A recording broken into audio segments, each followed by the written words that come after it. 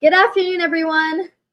We are so glad you can make it today. Welcome to Youth Voices, Not Violence, a panel discussion led by the MICAH Youth Council with Campaign Nonviolence, Week of Nonviolence. Introductions, name, school, grade, and pronouns. I'll start. My name is Ariba Morshed, and I'm a senior at Pleasant View School, and my pronouns are she, her.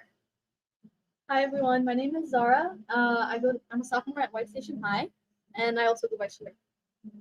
My name is Julia. I go to Matthews Christian Academy. I'm in 8th grade, and my pronouns are she, her. I'm Randy Gallegos. I go to White Station High School. My pronouns are he, him. I'm Dana. I go to Pleasant View School. I'm a senior, and my pronouns are she, her. I'm Yasmin. I'm a senior at Pleasant View School, and my pronouns are also she, her. Okay. We are the MICAH Youth Council, a group of students representing various schools, including Pleasant View School, White Station High School, Maxine Smith. And over the few months, we've been focusing on the issue of gun violence. We've created a petition which was presented for the Tennessee special session, as long as holding a press conference with Representative Justin Pearson regarding gun violence and what we think should be done. But yeah, so we're gonna discuss our feelings or thoughts on gun violence, why it matters, and what do we want. I can start. So, gun violence to me, it's just like this big looming topic, and it feels like it's kind of like always there, especially when we as youth are in school. I think to me it's just become to symbolize like sort of negligence towards youth and people in general also. Yeah, and it's like in terms of feeling, it's like all I can say is scary. And I don't know if I can, describe it as anything besides scary. Yeah, I think I completely agree with you, and I feel like we have this huge kind of desensitization of everyone. Like when we're going to school, like I'm very grateful. Like I've never personally experienced gun violence. There's never been an incident at my school, but when I hear about shootings and I hear about things that are happening elsewhere, it's kind of like, oh, it's just another shooting. It's just something that's normalized.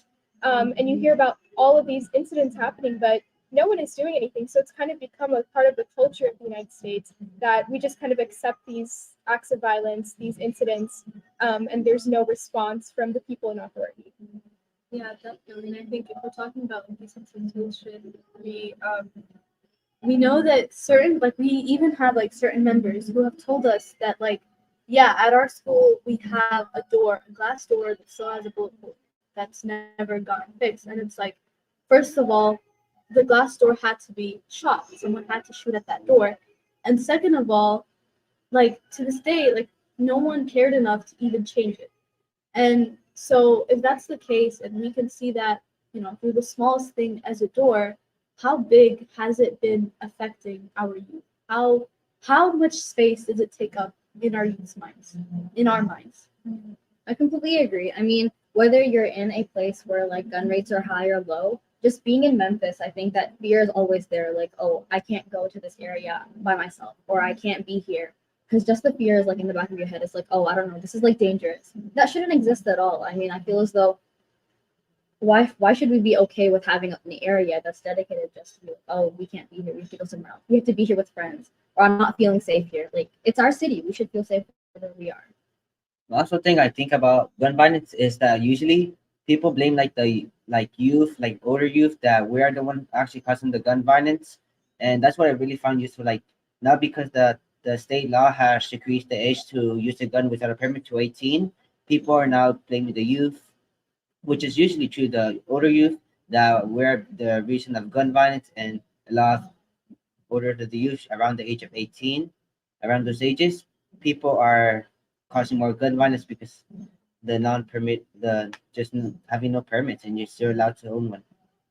Yeah, I think that definitely also like plays into what Yasmin was saying, like the desensitization because of these like laws and stuff that are allowing like youth to purchase guns without permits and stuff like that. It kind of like whenever like something like that happens out of school, people are kind of like, oh, well, it was just a school shooting, or like these people are let off with like very minimal um like punishment or anything. So I think that definitely something we should do something. Yeah.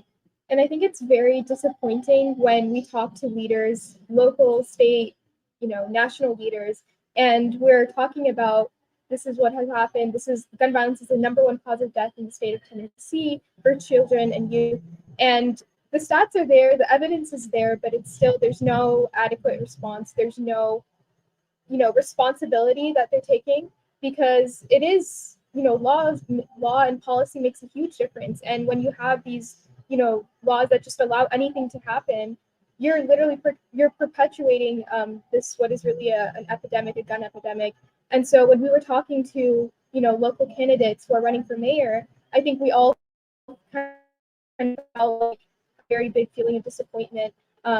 Many of the candidates, they were saying that, oh, this isn't our issue, this is the city council's problem, this is the state's problem, this is not my responsibility. But in order for this problem to be solved, we all have to be working, whether you're at the local, the state, or the national level.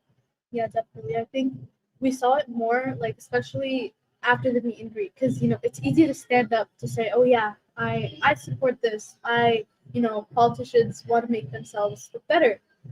But we talked to them after, and we had so many that like they all gave us the same answer that, oh, this isn't in our control. And some of them would say it's a state issue. Some would even say that it's a federal issue. And it's like if we don't start from now, if we don't have our representatives talking about this like now, the city at state level, how is it ever going to get to the federal level? How is change ever going to happen? Yeah, I think I definitely agree. I think people they see the issue, they recognize it, but then they keep like pushing it between like, oh, this is not my responsibility, it's theirs, and then they're like, no, it's not. Like, so it's like no one is really taking accountability or responsibility, so we're kind of just stuck. Like, there's nothing really that anyone is doing to solve this, but something definitely needs to be done. Yeah, I totally agree. The thing is, no one's taking really a responsibility, and since no one's really taking responsibility, no one at what level, even at the lowest level, such as like student council or mayor, if they work together and improve what they're doing in the city or state, we can end up making it greater and greater up to the federal levels and national Yeah, and national laws. yeah, making sure you do feel safe in their schools. And I think this really goes to show that yes, we are pushing, but we need to push even more. We need to keep pressuring them and reminding them that this issue can't be overlooked. It really is a huge issue impacting all of us, no matter like where we are. So Yeah, and like on like talking about accountability, there's this whole pointing fingers. Oh, people opposing would say something like, oh, you want to take our rights away, our Second Amendment right. But as important as our rights, as our amendment rights are, there's also the right to liberty and safety. If we're ignoring that fundamental right, how can we say that other rights are more important than others? It's like it's very hypocritical, and it actually denies certain amendments in itself. Yeah, and I think Ariba like that kind of ties into what Ariba was touching on in the beginning, like having to make sure, like, oh, is it safe here? Oh, I don't feel safe, or like, should I bring someone? Am I allowed to be here alone? Like, I feel like all of that is like stuff we shouldn't have to worry about, but it's been. I feel like I've never really thought of it like that. Like, I've never known a life where I'm not like worried about where I am or who's with me or my environment, but which I shouldn't. But it's never been like that. And I think that's a really big issue. Like, people are either just desensitized to it or they don't want to address the issue or they don't want to do anything. So I think So how do you guys think this like plays into like school? Because obviously that's something that we're going to school every single day. I think the culture at our school really impacts us personally. So I was wondering, since we all go to different schools, let's kind of like talk about, how it is at your school, or like the presence of nonviolence and. So at my school, I take the bus, I get off the bus, and they offer us like breakfast that you could go to the cafeteria like 10 minutes earlier, kind of like before you could go to class. And it's all good. And like at the beginning of the year, they would only like get a few people to go through the metal detectors. They weren't as strict with it. But like the past like 2 weeks, it's not their fault. I know it's not the teacher's fault, but they've been like, no, actually everyone has to go through. And you can tell that they are uncomfortable, like opening our bags and like scanning us with the metal detector, but like they have no other choice. It's the only solution, or it's the only thing that we can do for now, since no one is taking accountability. I think that also goes with like we're saying that they don't know what to do at this point, and yes, that's true to an extent. But I think that really shows like you can have a gun for self-defense or safety if you really want to, but the guns who are actually impacting are people who like shouldn't have guns for like either mental health issues or like age or like there's so many other factors which are impact like which like that person who's using the gun in the wrong. It's not like just all guns from like existing in society. It's like making sure that the proper regulations are put in place so the guns are put in the right people's hands with people with the right mindset, not people who are going to go out in the middle of nowhere or go out in society and just use it however they want without thinking about it. Were you gonna say something? Well, at my school, we were at one point where we had to go through those metal detectors. They had to go through our bags, search them. Now we can't have backpacks, and we do still have to go through the metal detectors, and they do search our bags. So like, if they see with your backpack on, they'll take it and they'll just go through it. But then you have to wait for like your parent to come and pick it up and get it for you. And we're not allowed to just bring our phones, but we have to keep them in our lockers. So it's kind of like they really enforce the rules, and it's like that's all you can really do because there's not much you can do to change people's minds or change people's mindsets. So it's not really much you can do besides just stay in your place, and that's why some people don't really like to speak out or say something because then like they might get judged or something worse. That's why you just gotta stay in your place and just sit down and be quiet and just listen to other people say anything. And you just don't speak up, and you just end up being like, oh, I should have said that sooner because then I should have said something because it might have affected what other people might have thought about something. And then you just miss your opportunity. Yeah. What do you guys think? Like, how does that make you feel? Because I feel like whenever we're talking about like nonviolence and stuff, I feel like, do you guys think that's even like a proper solution? Like all these like detections and like searches and stuff like that, instead of like and people being afraid to speak out. Like I feel like that kind of makes the issue even worse because if they can't speak about their feelings, if they can't do anything like with how they're feeling, they're gonna show this emotion or like whether it's anger, frustration, sadness, whatever that is, they're gonna show it through other means. And I think that's why there's also like another like there's a lot of violence, like especially among youth. So I don't know. What do you guys think like really about, especially since you guys have to go through it? So Honestly, think it's like similar to a double-edged sword.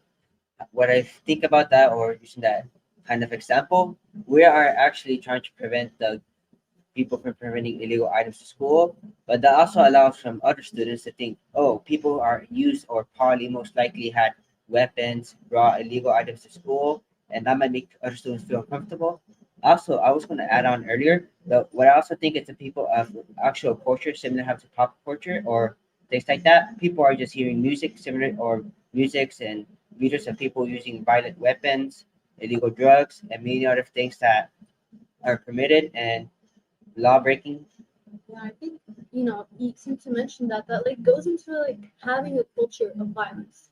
There's always that promotion of violence, and I think definitely what you said about the music that talks about violence, or just it's like normalized, and it's like it's kind of in a way you could say that it's embedded into our culture, and yeah, that's definitely something we need to change. Yeah, and it's I think like what Dana was saying, like we need to have like an outlet for students to express what they're feeling, to be able to say what's on their mind, what's causing them stress. Because if they are not able to do that, they are going to release that into other areas that could be harmful or dangerous to other people. So I think having especially counselors or mental health professionals, people who, even just like teachers who are willing to sit and just listen to people, have them like express their emotions, what they're feeling. It's so critical because when you're dealing with school and you're dealing with things at home and you're dealing with all this outside pressure, it can really cause you to, you know, have a lot on your mind and a lot on your shoulders. And if you're not able to release that in some way, or in the correct way, it could cause other people to be harmed in the process. So, Definitely. Like I think everyone's like people are posing the solution of like, oh, like through physical means, like let's search them, let's make sure we have these metal detectors, when in reality that's not the root of the problem. And I feel like addressing the root of the problem through that, like making sure these kids are okay, like they have someone to talk to, they have a way to express their emotions in a healthy way, rather than just, you know, searching them, like, because that doesn't really solve anything. It might solve like a very small part, but there's many layers and underlying issues. Definitely. I think that like it's kind of, you know, when you think about it, it really doesn't do much, because the average student that goes to school most like, and you know, at our school we have the metal detector for like the normal time. So anyone who comes in later doesn't really have to go through a metal detector. They just have to They just have to go to the office and just check in. yeah, exactly. Yeah. They turned it off after the second bill. Yeah, so that's like around 8 a.m. it gets turned off. So if you're thinking about it in like a real life scenario where you have a shooter who's coming to our school, they're not going to be like, even if they are a student, they're not going to be someone standing in line. They're not going to be waiting to be searched. And I think, in like on the other hand, like when we're talking about solutions that are, you know, have been suggested and are being put into place, they lean more onto like the prevention side, and not, you know, getting, not prevention to reactionary and not prevention. So like, you know, people are always saying, oh, bulletproof backpacks. Oh, there was this new like sort of innovation that it was just like a wall that expands kind of out of a room, and it's like a bulletproof wall. And I was like seeing videos like these, and it's like, why invest so much time and money into this when you could actually get to the root of the problem? And you know, it's just something to, you know, think about. And it's, you know, it's really, it's again, it's kind of hypocritical. Like, why are we doing all of this when the solution is simpler than this? We don't have to invest so much money into making new products when we could just stop one product from being spread and accessible to people. exactly. I know, like, I don't know if it was in Tennessee, but there were some other states, especially, they were passing laws banning backpacks, or mandating like you have to have a clear backpack. You can't take like a cloth backpack to school. I know recently the FedEx Forum, they banned bringing any bags to the stadium at all because it's not safe and people could be carrying a weapon. Exactly what you said. It's all prevention here. We need to have proactive solutions. We need to have solutions that get to the root of the problem rather than just reacting to, oh, we have a gun violence problem. This is what we're going to do with our backpacks, or, you know, what you're carrying to a building. So I want to go off. You guys both mentioned like the root of the problem. So what are some steps that we or like the government should take to start fixing the problem, or to start working on that to make that a change?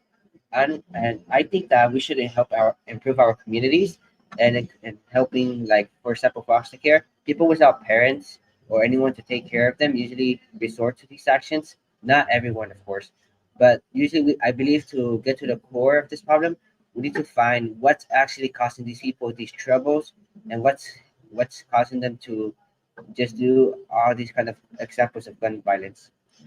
Yeah, and I think another thing is kind of like addressing the root. Like again, like through that, I would, what I'm thinking of it is like having this, like, because violence is kind of like rooted through our culture, like you guys have mentioned, like through the music, like through all these things, like that's how we kind of like grew up like expecting that. But I feel like having this like providing like this outlet of like how to express your emotions, like this non-violence, like I don't want to say culture, but having that like to where you don't express your emotions through violence. Instead, it's like non-violent means. And I think like really not having any, like, because all these reactionary things, they don't do anything. Like, oh, there's more school shootings, let's do school shooting drills, like, how to react to those, let's search them, let's do this. That's not really addressing anything. It's these youth, they have access to guns. It's this culture that we kind of need to just get rid of completely. talking about like specific legislation, I know we've been um,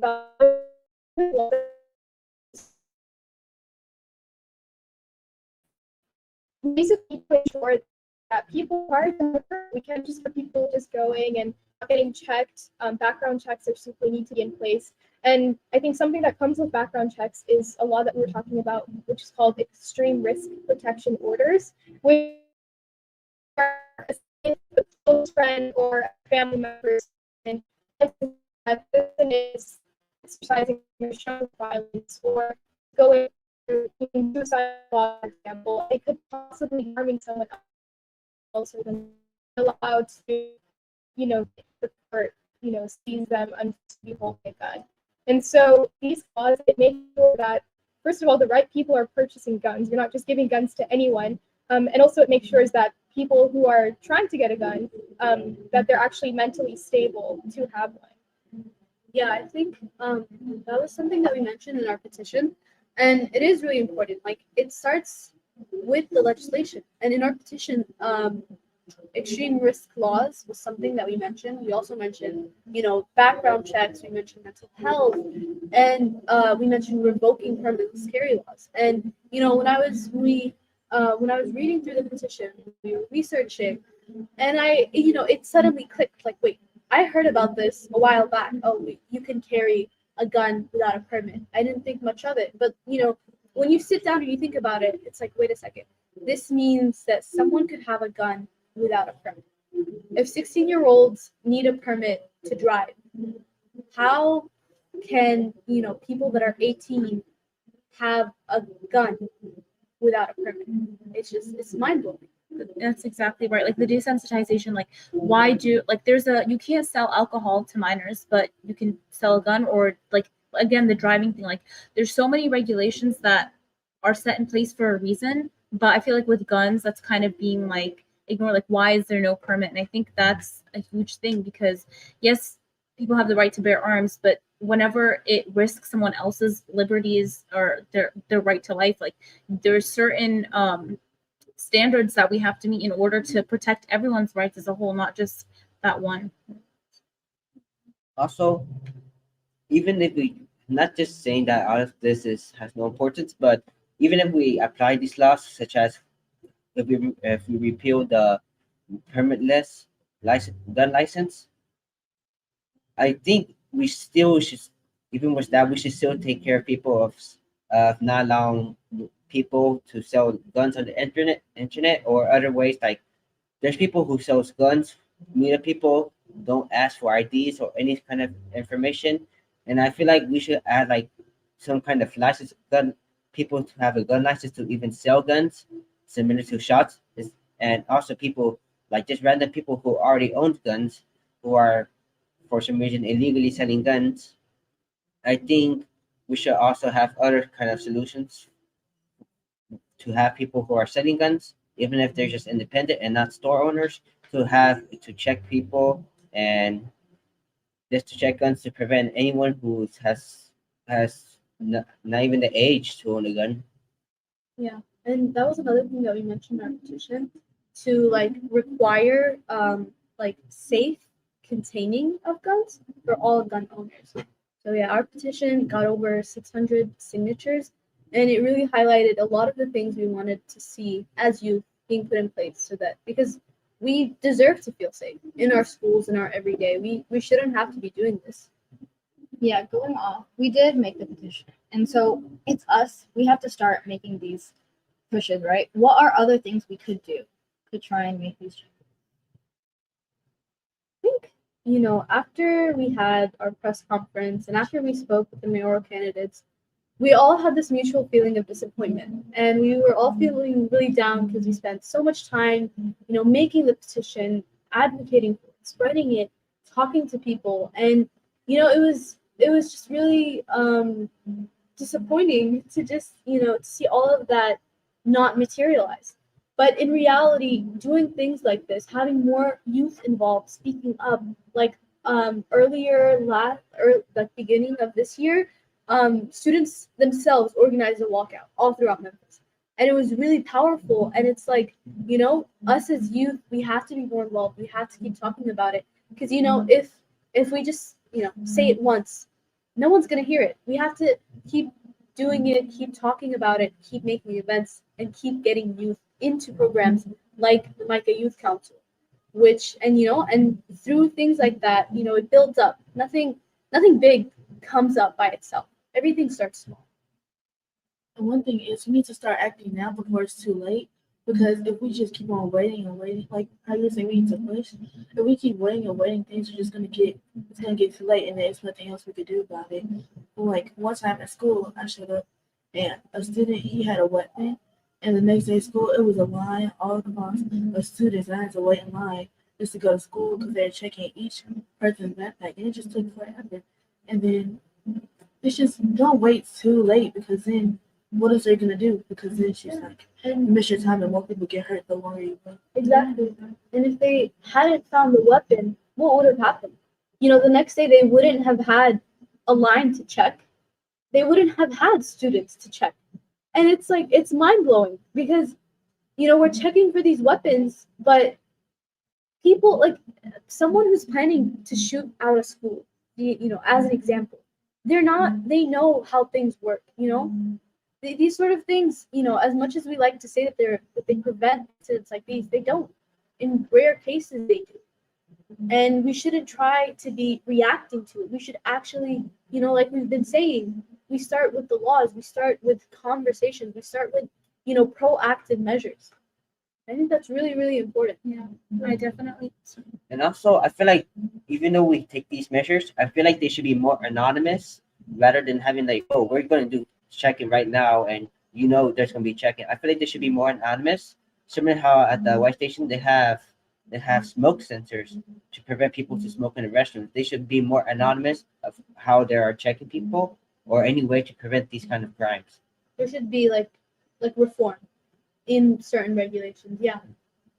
And I think a lot of the regulations that are there, they're kind of reinforcing violence, honestly, because whenever like they're searching students, I've seen like some of them are very violent towards these students, which kind of like is like fighting fire with fire. Like with the violence, they're reinforcing it. So it's like, I feel like we need to like more reforms. Like I feel like the system we have in place right now, it's not really solving the issue at all. If not, it's making it worse. Yeah, and I want to touch back on what Zahra was saying. I think like after our press conference, after speaking to the mayoral candidates, there was this very big feeling of defeat. We had put in so much effort, so much time into voicing our opinion, doing all our research, talking to these people, and then nothing happened. We just were met with unanswered questions, lots of just not unknown, like not knowing what's happening, what's going to happen next. And I think like as youth activists, we have to. There is going to be this feeling of disheartenment. There's going to be this feeling of disappointment. But we have to realize that we are the next generation of voters. We are the next generation of people who are going to be electing our officers, electing our politicians. And so we have to make sure that we continue fighting. It's not just, oh, we lost one battle. We still have 20, 50 more to go. So I think we have to just keep continuing putting our voice out there, making sure that if the politicians are uncomfortable, that's good. Because if they're comfortable and nothing's happening, that means that we're not, being able to voice our opinions. They can just do whatever they want. So we want them to be uncomfortable. We want them to be, unsettled that, okay, there are people who are actually disagreeing with us. Yeah. So. I wanted to add, so at the public meeting, the meet and greet, we talked to them. We asked them questions. They gave us their responses. But earlier, during the public meeting, they said that they would listen to youth voices in their decision making. So maybe just waiting for someone to get a solution for us, maybe we need to start actually implementing what we actually think to them directly. Like, okay, this is a problem. You really need to fix this. Think of a solution. We can't just wait for something like, oh, what are you going to do about it? Because clearly they're not making it. I was going to say, like, again, we were kind of talking about this in the beginning, like they always like agree with us and they recognize the issue, but they never do anything. And like, it means that they're comfortable, but we need to make them uncomfortable. We need to keep fighting. And we like, I think we all like kind of said, and then you also said like, we have to do something before it's too late. So I feel like if we just accept this defeat, accept this disappointment, everything's just going to be the same, but we have to like keep doing everything we can. We need to make a change. So yeah. And speaking about, I really like what you mentioned, and it's like, I was kind of laughing because it's like, it's so ironic that, all of them were like, yes, we will listen to youth voices. And the moment we were talking to them, some of them would like belittle us so much to say, oh my God, you guys are so cute. Basically, like, oh, it's good that you're doing this, keep going. And it's like we are going. This is what we're doing. And yeah, I think it's really like you were saying, disheartening to that people like undermine our voices so much. And for a lot of us, we're not going to be the next generation voting. We're going to be voting within a couple of years, and it's yeah. So we have to have to start listening to us. So Yeah, I think that's a huge thing. Like people don't take us seriously because we are youth, but in reality, we are this next generation. We're what, like, I don't know. I feel like they definitely should take us more seriously.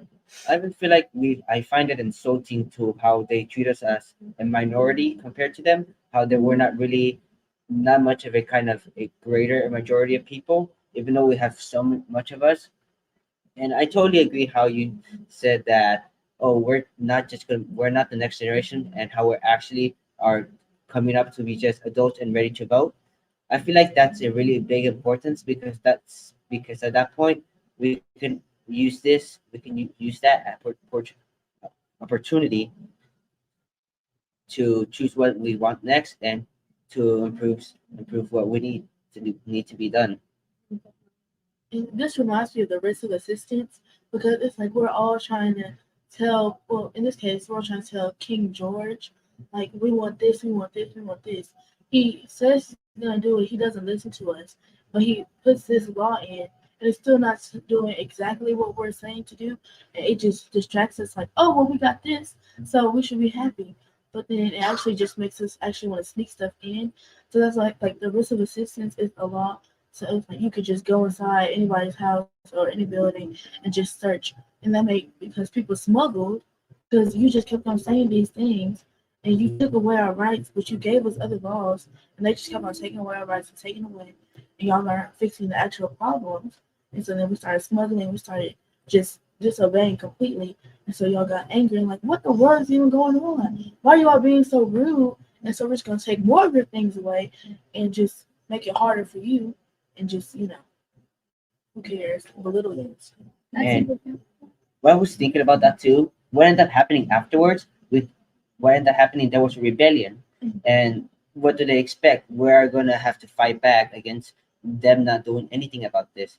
I feel like if they just don't do anything, of course we're gonna fight and we're gonna fight till till they fix the problem. Yeah. And I don't know why they don't think that's not gonna happen.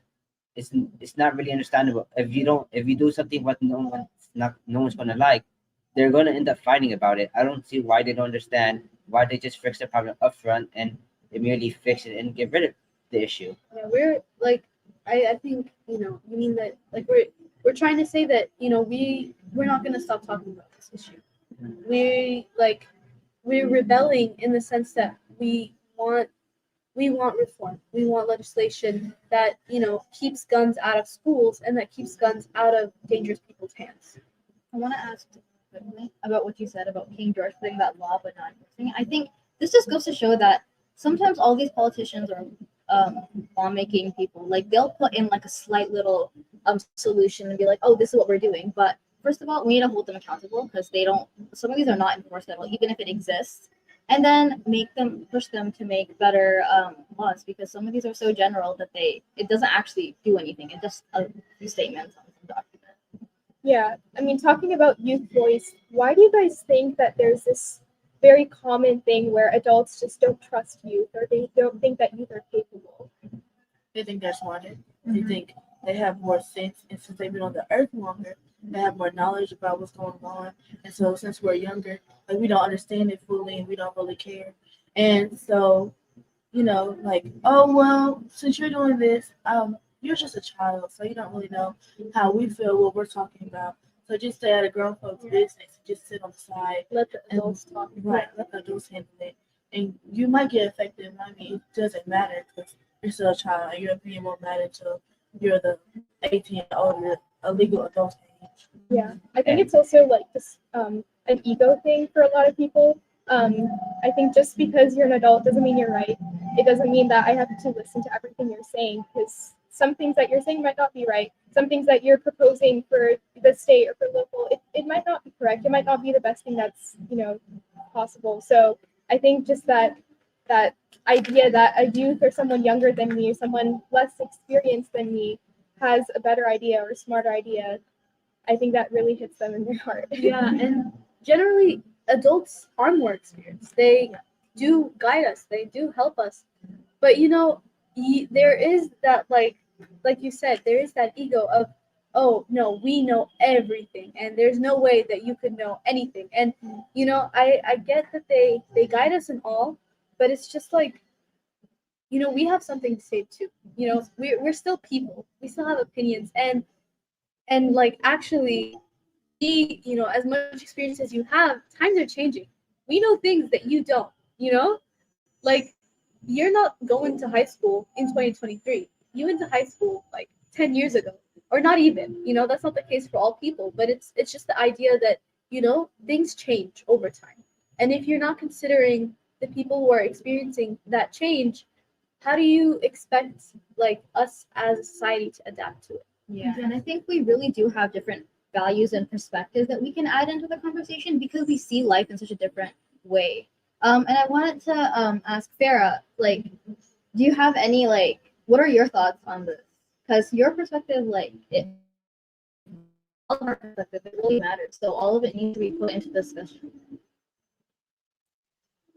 Okay, so I think that instead of just, like having like monitors like when we enter the school, I think somebody said it already, I believe, but have like make sure that guns aren't getting into the wrong hands of people, because that's like the main issue with the guns, that the wrong people have guns in their hands and it's causing danger to people, younger people or like older people from like dying and like living their full lives. But yeah. Yeah. And I think another thing I just kind of wanted to add to what you were saying, like, and also Zahra too. I think it's really important what you guys said, because I think people think that, oh, they're older, they have so much more experience, so much more wisdom, when in reality we have different experiences that they never got to experience, and it's a whole other side, a whole other issue that needs to be dealt with. But whenever I feel like especially like politicians, they don't really take us seriously at all, because we're not voting, we're like, and to them we really don't matter, because at the end of the day, what we think or what we do, because we're not voting, they're still going to be in their same position. Like, I feel like, I don't know. Yeah. And the And- more time, You will be. oh, okay. And the more time, like as time progresses and time moves on, like Gen Z and millennials, all that stuff, because now we have more social media. People are more on their technology and devices more. So people talk about it like on the internet, and they talk about it just like everywhere. And so, like as time moves on, what you're used to might be different than what we're used to. And so it's like, well, we're used to this version. Y'all used to that version. And your version, yes, it was right back then. But now we're here. And so we need to know, because we're growing up in this time of age. So we are used to the things we're used to. But, you're right. And I'm glad you're giving us your input. But we also have things to say. So you should also let us be able to actually put our 2 cents in. Yeah. And to add on, not all the experience for our elderlies or people who are older than us, such as the now adults, they don't know. They might have all this experience, but they really don't know everything that's really happening. We know things that might actually, they can say we don't know anything compared to them. But in reality, we might know certain things much greater, and these things can we have so much in value and help things that can prevent these things from even occurring to the next generations and the future from happening at all. Just be similar what the adults should have done, what they think the politicians should do, since they are the generation that are now and should be the ones fixing these things. I believe they should be the ones who are having us and using us to fix the next generation, that's the coming generation, and having the children who are now children and which are going to be youth and then adults to not allow them or preventing from this issue occurring again once we remove it. Yeah, definitely. And it's good that you mentioned that. So like we've talked about, how we feel about nonviolence, how to promote a culture of nonviolence, gun violence, and how it affects us, our everyday experiences, our feelings. So we have a couple minutes left. What does everyone want to see being like? What are specific examples of what we want to see being done? An actual change. Yes. To be honest, an actual change. Like, I don't want you to ban guns, because I just want people to actually change their mindset and actually be responsible with these things. You're having a good opportunity, and you're being able to actually, like, oh, well, I have this opportunity, so don't take advantage of it. Actually think before you speak and think before you act. So actually think about how, don't actually just think about you, think about how it can affect the other person. Like, you want to kill somebody, don't, like, think about how that's affecting the other person's family. You don't know what's going on with them, or you understand. Well, a lot of things been going on in my life, so I'm gonna take my anger out on those other people. I'm just gonna disregard everybody else's feelings and just take all my anger out. But then you think about how that could affect the other person's day, other person's life, the other person's family, all of that, and it's just like sometimes you just need to really breathe for a second before you just start bashing and just fighting and stuff. Yeah, I definitely I agree 1,000% with that. I feel like all the time at schools we never see any of that. Instead, we see the opposite. Oh, let's take this away. Let's do this, and they're forcing more violence. And I think that's what I want to see. I want to see that change. I want them to address the root issue. Have like in schools, I don't think any. I haven't experienced it, but where we were kind of taught like how to channel our emotions, how to deal with certain things, how it affects other people, all those things. I feel like I want to see that. Yeah, I think one factor is really increasing the mental health resources we have, not just for schools, but maybe other organizations for youth and just for adults too. Like, it's these mental health resources, like how they were raised up, whether they had parents or not. I think you mentioned that. Like, it's your environment you're growing up in doesn't like determine like the rest of your life. You can still change. You can still adapt to a new mindset. You can still like learn new things, learn how to express your emotions in a different way, and actually become like a more rational person, I guess. Yeah, I also want to really see like the people in office. Like, I want to see the reshaping of how they view this problem. Because when you're talking about the purpose of the government, it's to protect the safety of its people, to ensure the safety of its people. But if the safety, the protection, this is not being ensured, then they have failed to actually fulfill their duty to their people. And when we're talking about gun issues or just the right to live in our city and not be worried about dying or getting shot or someone holding a gun in a shopping store, I'm really tired of seeing people in office just laugh in our faces and make a joke and just not worry about it and just say, oh, do this and this, but I'm not going to pass any laws because I don't really care. This doesn't affect me. I'm getting paid by the NRA, and I really want to see a change in the attitude of the people in office and taking it more seriously, because it is literally a matter of life and death. It's not just, oh, I want to expand this or I want to do this. This is literally dealing with people's lives. And if we do not take this seriously, it will cause so much harm. Yeah, I think it's really important that you mentioned that. And for me, I'm kind of seeing a correlation. Gun violence starts with people, starts with troubled people, but change also starts with people.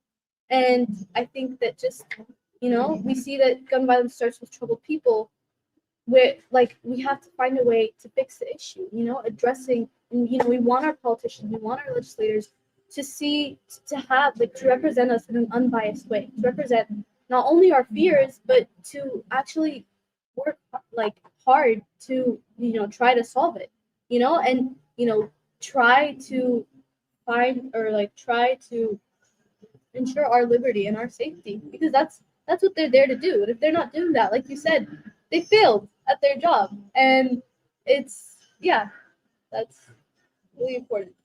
Some of these politicians actually just have their politician job just to benefit themselves, really. And that's what a real issue is. That's one of the major issues. Most of them are just doing them just to benefit themselves and not actually helping our community as well. For example, what similarly happened not so long ago, when the mayor's son was given all the money for the parking tickets and the parking spots, and he gave a lot of that money just to the mayor's son. And I find that that's just really to benefit himself. That really did nothing good for anyone. and that money was used for to pay for many of the city things to fit potholes. I find most of the politicians are just benefiting themselves and should actually pay attention and to improve themselves. Not only it will be similar to an investment, but most of these things they said they will do. For example, oh, we will fix potholes, we'll help communities, we'll fix schools, we'll prevent gun violence. Most of these things are kind of even turning into propaganda rather than actual being things they will actually do, instead of turning them to actual laws that are really precise and actually have meaning rather, as she said, just a generalized, which have no meaning at all and barely gets to an effect. I also want to see more youth talking about this because it's only like 6 people here. Like I want to see more youth talking about it, and I'm glad that we are talking about this, and it's not just like a one-sided conversation. It's from many different aspects and stuff. Well, I just want to see more youth talking about it, and more people getting into this type of things, and not just talking about like what TV show is better, what things going on social media, like talking about actual issues. And then with politics, how you're just messing up things and then you're gonna leave it for the next person to have to deal with. And then they're like, oh well, I'm gonna be out of office soon, so I might as well just go ahead and leave it for the next person. And the cycle just keeps on going and going and going. And I'm pretty sure I heard about this on Friday that the government is doing like a little taking a break or something because like shut down. Shut It's down. not oh Yeah, it's like the a shut down. big chance of like a big shut. Yeah, and so that's also affecting other people's lives. Because if you have to deal with the government or anything, you can't get paid. And if you work with the military, and if you're in retirement, you can't get paid for your retirement payment because, well, they can't figure out an issue. So we could talk about it more. That's why people need to work on their communication skills, and that's one thing I need to learn about too. Like you just need to work on things and just be able to actually express your feelings and how we were talking about how we need to express our feelings earlier. Because some people they just hide it and they're so good at hiding it and they just put on this face like, oh yeah, I'm okay, nothing's going on, we're all good. And then once they get home, inside they're just and then so you should just really talk about your feelings, especially with serious topics like this, like gun violence, and just like thinking about how things should be in America. And we should not be having to get used to this. Like that's something I'm used to now. That should not be happening. Like, oh, that's just not bullshit. Boo. I mean, I do feel bad for the family. I'll pray for you. I mean, it's not anything really changing happening. Because next thing you know, the next day, the next weekend, same thing happening. It's just gonna keep on happening. Yeah, I think it's good that all of us have our like specific examples of what we want, and it just goes to show that we see the root, and there is a solution, there's a way to get out of it. It is 5:27, so we need to wrap up. Do you guys have any last things? That's one last thing. I would even say what she said earlier, how we should involve more youth. Like most of the youth, and that really applies to culture as well. As I said earlier, again, the culture of how we all have managed all these things and integrated to our lives, similar to gun violence. Most youth don't come because they feel like, oh, it's embarrassing. Oh, look, I have all these things. Like, oh, I support gun violence. Not really support it, but I want guns. I love guns. And most of them will feel embarrassed just to come to a youth council and try to fix these issues, which really what they are supporting themselves. I It's not important. feel like not important, or actually sometimes feel like against what they actually want. I feel like most of these things is really because of the culture and how people actually like. For example, most of the students in my classes in my fifth grade class are like really people who are thinking about weapons and illegal items. Most of them are male, and that's really what not not to kind of not really to put it on male or as a stereotypical male thing. I just think that most things like this is for culture is really what affecting our youth, and rather not being like in a youth council and having more people like this. Yeah. I think we're gonna wrap it here though, but I think we had a really good discussion. Thank you guys for coming out and listening to us and watching. For all the youth out there, you can join us at youth@micahmemphis.org, or you can reach us at our Instagram, which is MICAH Youth Council 901. But thank you guys so much, and please. Oh, and also keep an eye out for our upcoming op-ed about gun violence. Goes into our thoughts and feelings space. Thanks so much, everyone. Thank you for Thank you. watching. You.